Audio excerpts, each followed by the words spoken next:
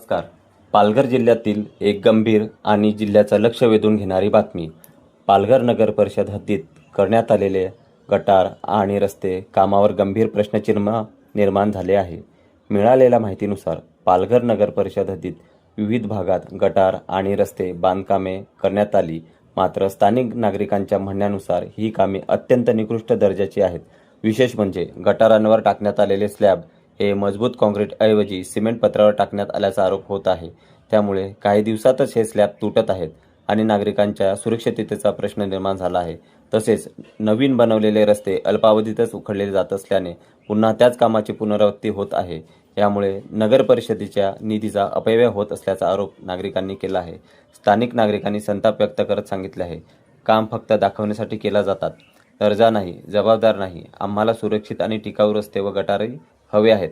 या कामाची गुणवत्ता तपासणी कोणी आणि कधी केली? संबंधित ठेकेदार व अधिकाऱ्यांवर कारवाई होणार आहे का? एकाच कामावर वारंवार लक्ष होण्याला जबाबदार कोण आहे? असे प्रश्न उपस्थित होत आहेत.